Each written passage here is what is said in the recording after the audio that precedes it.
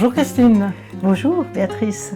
Alors tu es artiste plasticienne, tu es journaliste, tu es écrivaine et tu as la chance d'avoir une maison atelier ici, rue Boissonnade, et je crois que tu as plein de choses à nous raconter sur cette rue.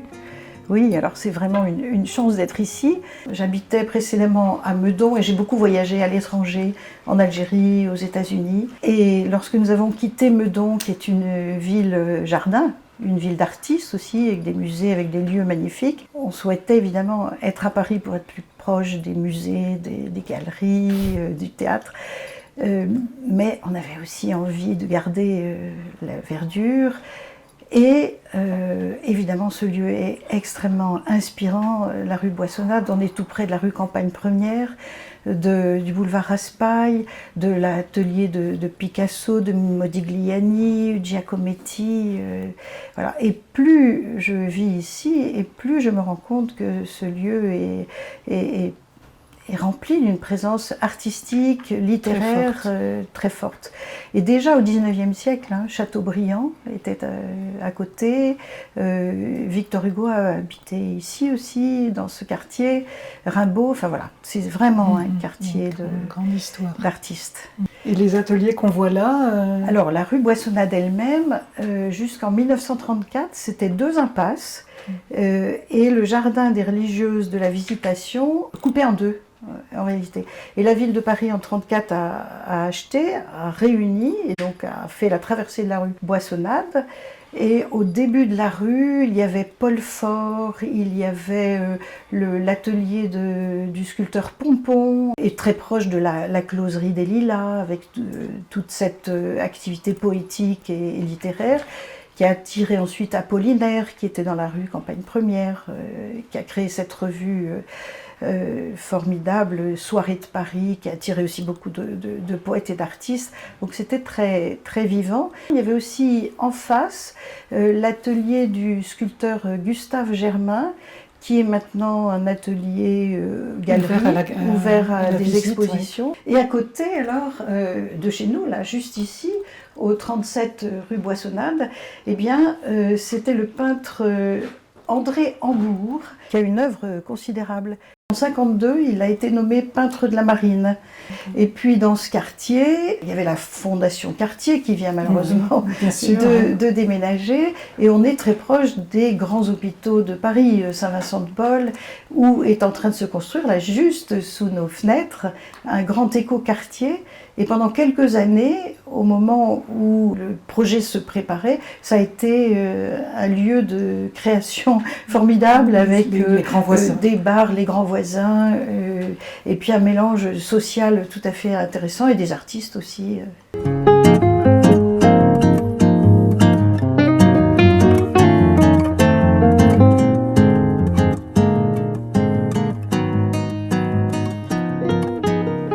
Peux-tu me dire pourquoi tu es devenue journaliste ?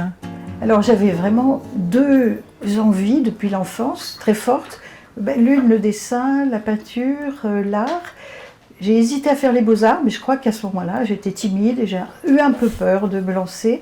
Et j'avais aussi évidemment l'écriture, la littérature. J'avais fait un petit journal à 10 ans que je distribuais autour de moi. Et donc je me suis lancée d'abord dans la littérature, une maîtrise de lettres, et ensuite sciences politiques. À la suite de quoi j'ai choisi la presse écrite parce que j'avais ce désir d'écrire. Et donc j'ai été journaliste pour le journal La Croix, à Alger, à Washington et un peu à Paris. Et ensuite j'ai écrit un certain nombre de livres, plutôt des essais, des biographies, notamment celle du prieur de l'abbaye de Tibérine en Algérie, qui a été assassiné dans les années noires de l'Algérie, parce que j'avais bien connu ces lieux et puis cette histoire. Et puis, dans les années 2000, je me suis dit, non mais si je ne vais pas vers cet autre grand désir de ma vie, de peindre, parce que j'allais beaucoup dans les expositions, de dessiner, alors je regretterai toujours. Et pendant une vingtaine d'années, j'ai beaucoup contribué à créer des événements in situ, à occuper les lieux et les places de la ville, les jardins du musée, l'avenue du château, en invitant des artistes à sortir finalement de leur atelier. Et puis on faisait aussi tous les 2 ans les visites des ateliers d'artistes. On a créé l'Académie d'art, et d'ailleurs il y a une artiste du 14e, la célèbre France Dumas, qui enseigne la gravure à l'Académie d'art.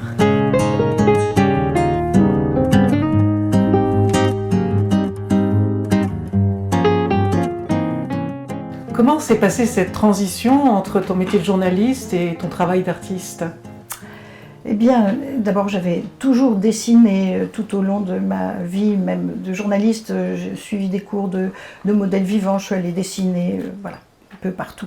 Mais là, je voulais vraiment une formation plus sérieuse, et donc je suis allée chercher des artistes et des ateliers de peinture qui me convenaient. Donc, Michael André Achat m'a beaucoup appris dans toutes les techniques, pastel, la couleur, pas mal à ce moment-là, et déjà l'encre. Et puis ensuite, comme je m'intéressais quand même beaucoup au travail sur le papier, je suis allée faire de la gravure. Je me suis formée auprès de Christiane Viel, qui est une très belle graveur, m'a appris beaucoup de choses.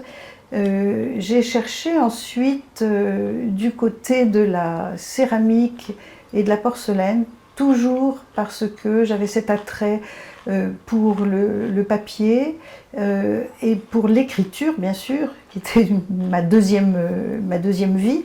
Et je me suis intéressée aux origines de l'écriture, et donc je suis allée chercher du côté de ces plaques d'argile sur lesquelles on écrivait, ces traces.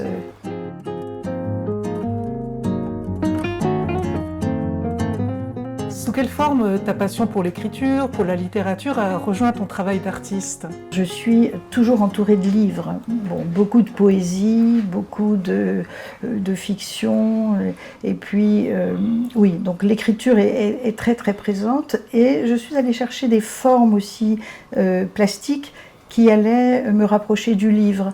Alors j'ai pas mal travaillé le livre d'artiste, comme cela par exemple. C'est la forme du livre et l'usage du papier. Alors ça, c'est par exemple un papier d'imprimeur un peu jauni déjà. Donc la matière elle-même du papier m'intéresse beaucoup.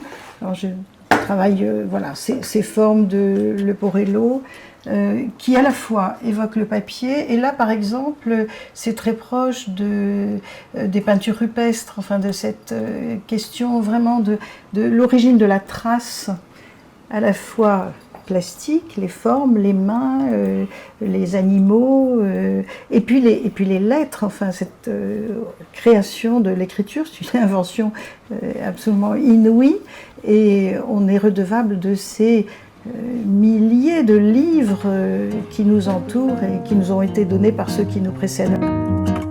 J'ai été invitée à faire une exposition dans la chapelle Notre-Dame de la Sagesse, à côté de la bibliothèque François Mitterrand, et je me suis dit qu'aujourd'hui nous avions une responsabilité à l'égard de ces millions de livres qui nous ont été transmis par les générations précédentes, et qu'il fallait les préserver, qu'aujourd'hui nous avions peut-être des princes et des tyrans qui rêvaient de brûler des livres. J'ai eu aussi le désir de créer des œuvres qui évoquent à la fois la fragilité des papiers, des livres, et puis le côté précieux. Et donc je me suis formée aussi à une technique de porcelaine-papier pour faire des livres en porcelaine. Et donc poésie et œuvres d'art ont toujours été ensemble, enfin voilà.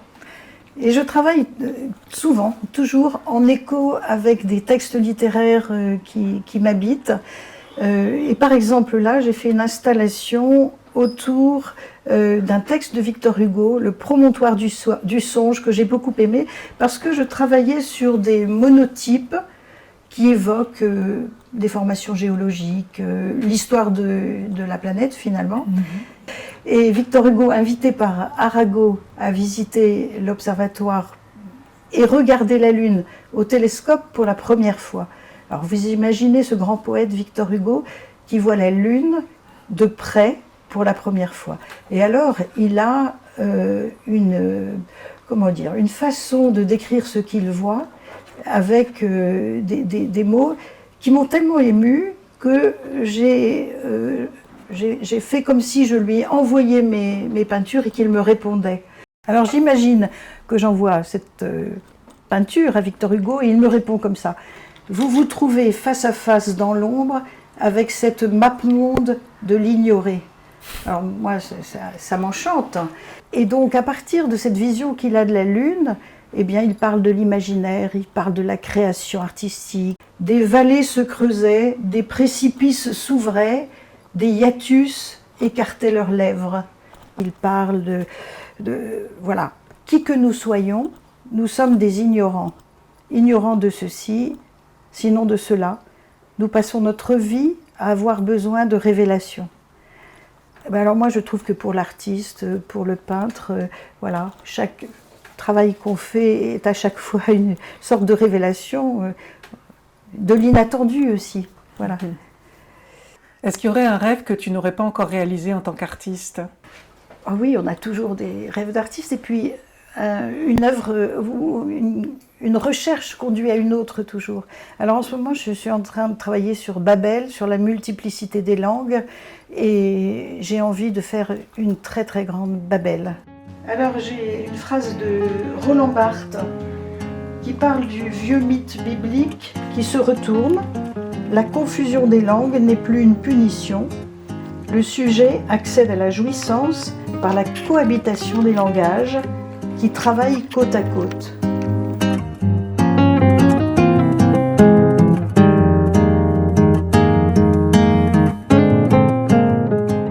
Merci beaucoup, Christine. Merci à vous.